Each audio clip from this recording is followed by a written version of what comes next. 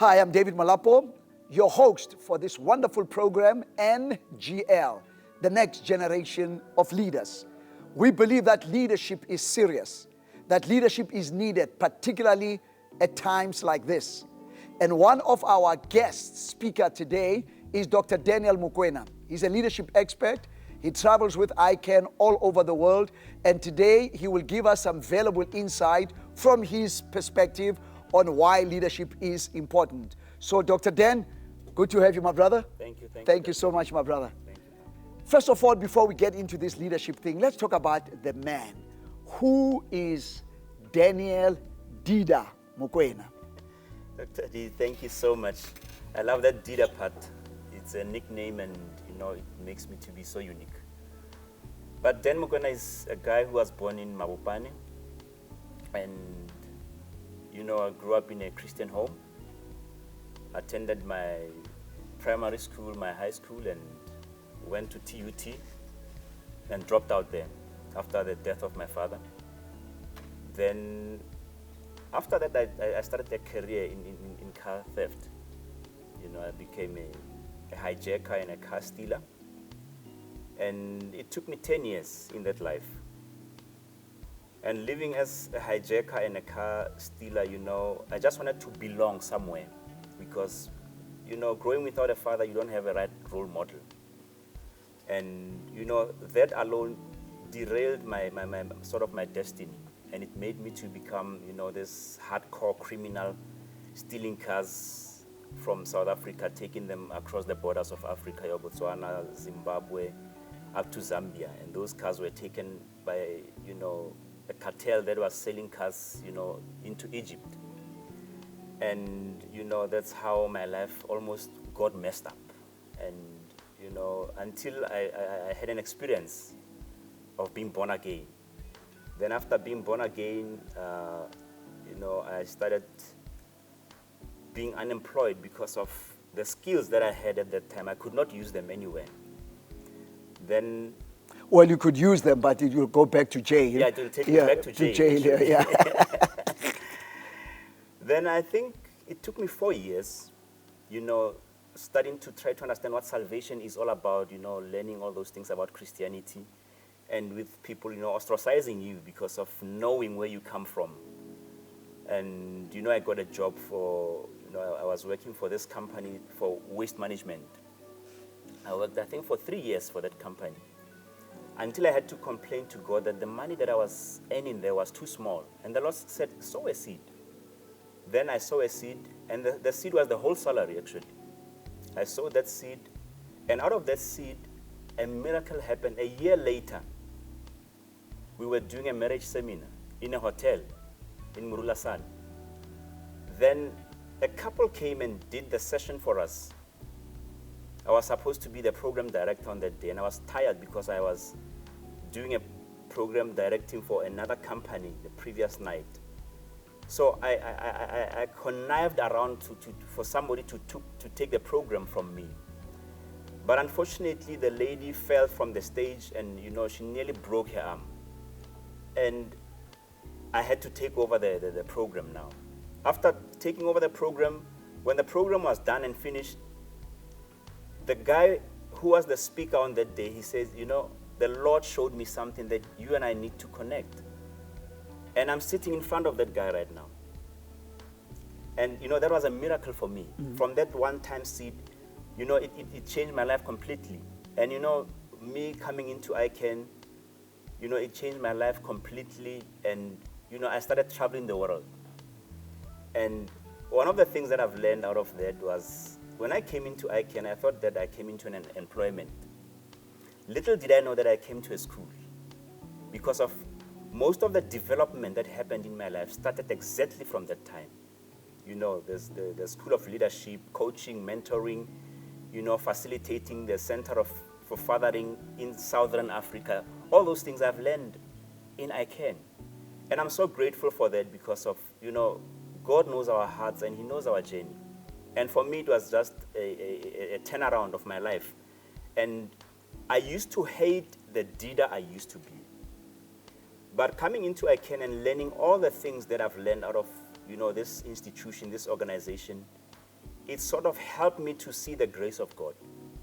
To say, I need to appreciate the deed I used to be because of, it's a yardstick of grace. To see that this is where I used to be and this is where I am. Thank you for those kind words. The mandate now, what would you say was a turning point in your life? Can you remember? I know it may be different points, but share with me the mandate that you got from God, your purpose, the reason for being.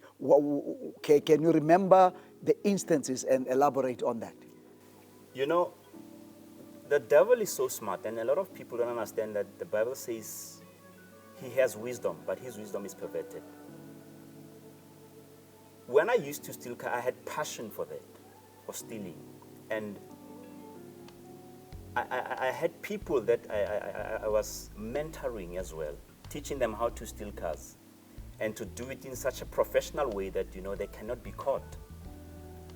But that was the gift that God has installed in me, to train and teach others. And I finally found it when I get into ICANN because of my first 2 to 3 years into ICANN. That's why I realized the slogan that I really love and appreciate and use it wherever I go, that you can change your life by changing your thinking. And that's what I've learned from ICANN. And being a leader in the career that I was doing of stealing cars, this leadership was already in me. It was instilled in me. But the turnaround happened when I got born again. Because when I got born again, that's where I started to realize that, no, there's something bigger than this. Stealing is not something that God has called me to do. It was not something that God had in mind when he created me. And coming into the organization that I'm in right now, that's exactly where this thing was refined and polished. Because a diamond is a diamond everywhere. Whether you find it in a mine or wherever, or on top of a Rolex or in a jewelry store, a diamond is a diamond everywhere. It just needs people to polish and to cut it. And a lot of us are impatient to be polished and cut because of what happened when I get into ICANN. I was given a long probation, knowing that I could speak, I was a reader, researcher, and all those things. But I did not get the platform immediately because of my leader saw something in me that he did not want it to destroy me. Premature leadership or premature crown can, really mess up your head and mess up your destiny, which is something good, but the power that comes with it, the glory that comes with it, it can also mess up your life. So my turnaround was when I got born again, but secondly, it was when I started in this company, when I started to be developed, and developed in secret, because I was not developed publicly. I was developed in secret, and I thank God that it happened that way because I'm still here even right now. And not only here, but you're making an impact to the lives of many people, including leaders. So the message, and that's where we're going to be spending more time. So what is the message now for Dr. Dan Dida Mokwena that you are giving particularly to leaders? You can change your life by changing your thinking. God is so smart. He knew that when he says the kingdom of God is in you, he knew that it's something that is within your reach. It's not something which is out there. He said the kingdom is not here nor there, but is within you. So the message that I'm pushing as a person is that, you can change your life by just changing your thinking because of that's where the kingdom of God is. How you see yourself, that's exactly how you're going to become. The way you interpret your life and, when a child is born from a very young age, I think from age 0, there are programs that are installed in you, either good or bad. So it depends on what programs were installed in you. One of the things that caused me to steal cars was you can't be rich unless if you are stealing. And it was a myth. We used to see all those people who were successful, who were rich, financially. And every time you'd see, if it's a black person, we knew that he did not get it the right way. And for me, it was sort of a lesson that I grew up knowing, and it becomes part of my thinking. And I thought, my word, if I need to succeed, that means I need to do something wrong. And I started stealing. But coming into the organization that I'm currently with, I was taught that just by you thinking positive, the book, If Not Growing, You're Dying, it talks about visualization brings materialization. When you visualize, you start to materialize. And you only visualize when you are thinking. You're using thinking faculties. So I started reading that book, understanding what it talks about, and starting to see that there was great power that was, installed inside of me. Great power that was installed inside of you. We'll continue on the discussion after these messages.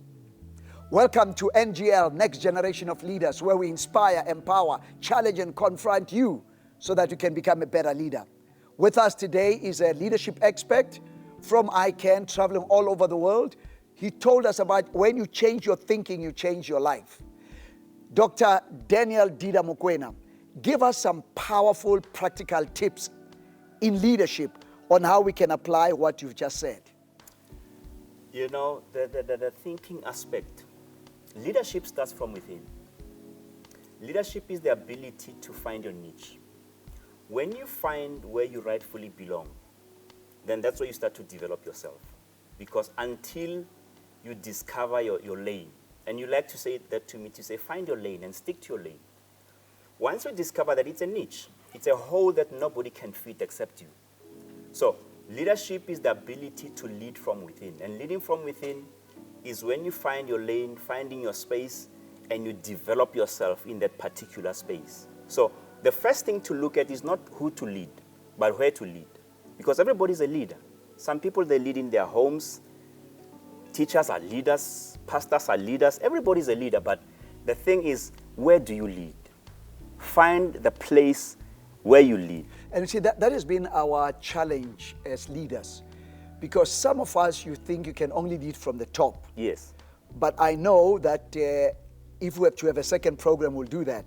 That you can lead from wherever in any organization. You don't necessarily lead from the top. Sure. You can lead from below, from the bottom. But the problem sometimes we are so obsessed with wanting to be number one.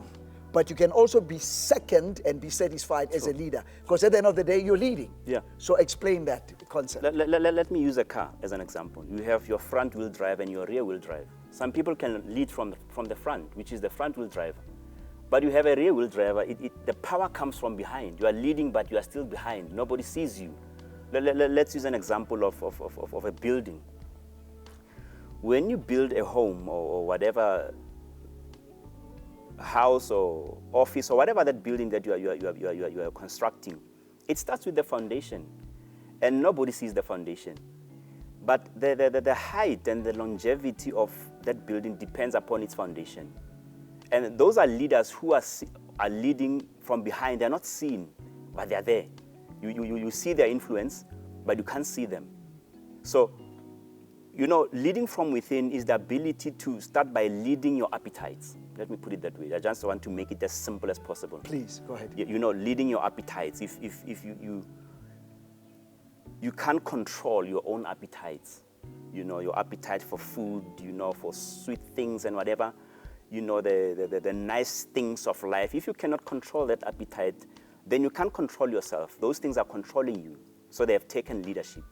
When God says, let's make men in our image, God being the leader, talking to us to say, let's make men in our image, in our likeness, so that they can rule and reign. That's leadership. So it starts from within. We lead our appetites, you know, we lead the things that are our temptations. You know, you lead your emotions. We lead our anger. You know, this thing of gender-based violence, you know, these road rages. It's a sign of lack of leadership. People cannot control. They cannot lead their emotions. You know, when you're angry, Dr. D, you can either beat your wife or clean your car. Same energy, but it depends on who's leading at that time. So leadership starts from within. It starts with our emotions, starts with our thoughts. A lot of us, we cannot control our thoughts, and which is leadership. You need to lead your thoughts to where you want to see yourself going. A lot of people who are really challenged financially, emotionally, who are sick, it's the lack of the ability to control or to lead their thoughts. Because of when they say there's COVID-19 and immediately you see yourself sick, your emotions are really controlling you.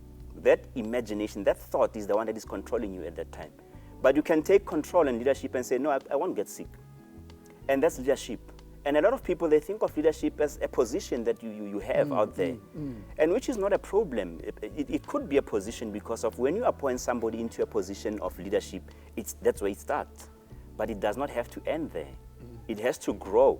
When we do the levels of leadership, it starts with a position. Nothing wrong with a position. We applaud you, we choose you, but people are not actually following you. You're not leading the people at that time. It's just a position. how do you move to the second layer or second level?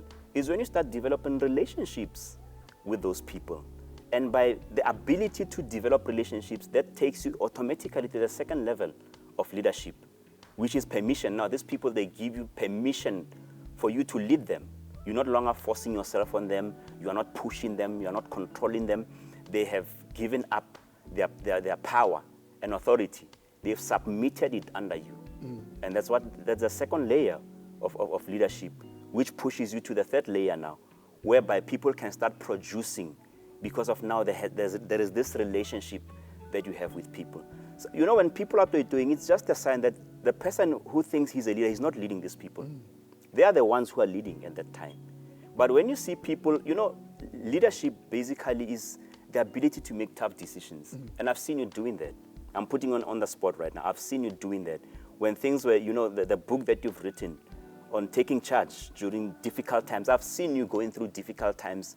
And I've seen you taking charge of those situations, taking rulership and ownership of the situation, and not hiding behind whatever that was happening. You would come out clean to say, guys, this is what is happening. Expect 1, 2, 3. And that's what leadership is all about. And it happens because there was a relationship that was developed. And then number 5, you said number then 4. you move from production because of when you have that relationship with people, then they start to produce. Because they have a relationship and they know that you are also productive, then they start to produce. That's key, because if you're a lazy leader, there's no way people can produce. They cannot. But if you are productive, it becomes contagious. Yes. Because when they go that extra mile, they also produce, because they realize while we're producing for the leader, really the leader is an enabler for us to actually produce for ourselves. Yeah, true. Which now takes us to the 4th level and the 5th level. What is the 4th level? The 4th level, which is the developmental level now. Because it's not easy to develop somebody who you have not seen performing or producing, if I may put it that way. So the 4th level is whereby you see that this person is very productive. Then I know there's area of weaknesses and, you know, areas of strength. Then you start to develop the person because of you already know that this person has capabilities. The other thing about leaders is that leaders have the ability to identify potentials and gifts, and also to unearth those gifts. Not only identify them, but to unearth them. Even if the person does not know that they have those skills and talents, a leader can see those things. So the production level is whereby the leader now sees that this person has potential, and I can help this person to reproduce so that they can become better than when they come into the organization. Then that takes you now to the last level, which is the respect level or the pinnacle, whereby not most leaders make it to that position. Because it's a selfless position. You have already moved from success to significance. You're no longer interested in your issues, you becoming rich, becoming famous and whatever. And that's where a lot of leaders fail. I remember we had a session somewhere, I won't mention the place, and they gave you 45 minutes to speak. And you just stood up and said, I'm going to speak for 30 minutes and I'm going to give 15 minutes to my mentee. And, you know, the organizers were not happy about that. But that's where a lot of leaders fail, because of mentees, they need somebody to hold them with their hands, to walk the journey with them. You know, you can shadow a person, but it's another thing to give a person a platform in a particular area where they did not even know that they can be in that platform. And that's the pinnacle level. That's the level of where you are not selfish. It's a level of living legacy now, to doing things with the people so that when you are not there, and the people are there, you know exactly what is happening without your presence, because of you've been there watching them doing it. So these 5 levels of leadership, how many days do you normally do in corporates and governments? You've got the awareness session, and then you have a bigger session. Just share with us on the different aspects of it. Yeah, it's a full day session, because of, you see, we're just doing an overview right now. But every level, we deal with it, you know, in deeper depth, so that people should understand. Let me give an example. The first level, the positional level, if you come to an organization, maybe you were in level 5 in ESCOM, I'm giving just examples. Then you come to Telcom and they put you to level 1. Then you behave as if you are still a level 5. The people don't receive you as a level 5. They receive you as a level 1 because they don't have a relationship with you. It doesn't matter how good you are. I want you to stop right there, because I want us, after the ad break, to give you that whole 5 things there Yeah. because we want to know more about it. Okay. Let's be right back with Dr. Daniel Dida Mokwena sharing the 5 levels of leadership. Welcome to NGL, Next Generation Leaders, with our guest leadership expert, Dr. Daniel Dida Mokwena from ICANN International Group. He was trying to explain to us now on how many days will he normally use to facilitate these 5 levels of leadership. Let's give it back to him. I was explaining about the first level. This thing takes the whole day. And remember that it also goes with interaction. So the first level, if you come from a different organization and then you come to this organization whereby you used to be the 4th or in the 5th level of leadership, here it starts you from level 1, which is, position. Because you are fresh, you don't know the people, whatever. They don't even care where you come from. They don't even care. You got to start from the bottom. You have to start from the bottom. And a lot of people, they come with the helicopter mentality and approach that they just have to lift off from that position to go high. It's like a Boeing. It has to run. You have to be with the people, learn the culture, be the student of those people so that they teach you how things are done in that organization. Then once you're in that level, it pushes you to level number 2, whereby you have developed that relationship and now they trust you because of one thing that can cause people to follow you or to open up for you to influence them, because leadership is influence, is when now they trust you now. And you start to understand that lead on leadership is the ability to love yourself and love people. And when people know that you love them, genuinely so, they open up unto you. Then you can encourage them, which is the E on the lead. Then you can give advice or give correction, because you can't correct people that don't trust you or that don't even know that you love them. So it pushes you to the level number 2, which is relationships. Then out of the relationship, it takes you automatically to productivity, because of now they understand your vision and your mission. Simply because of you have learned from them. You have allowed them to teach you how they do things, so that when you introduce your stuff, you know how to introduce it properly without imposing on them. You take exactly how they used to do things, but you add your flavor, you add your music, you add your tone in whatever that they are doing. And it helps you now to move with them to the next level, because of now they are dancing to a song that they originally started. You just add your lyrics into the song. Well, that's Daniel Dida Mokwena. He's a leadership expert to corporates, to governments, even to FBO's, faith-based organization. Just look at that camera and just encourage someone in a minute who is a leader going through a difficult chapter right now. Let me go a little bit backwards so that we understand this next generational leader. When we talk about the next generational leader, it's because of God is, number 1, a creator. Number 2, God is a generational leader himself.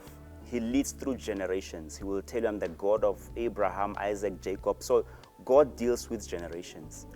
And in Hosea chapter 4, verse 6, he says, my people are destroyed because they lack knowledge. So we find God equating himself with knowledge. He says, because you have rejected knowledge, I will also reject your children. Just look what God is doing. He's not talking about rejecting you, but rejecting your children. He's talking about the next generation.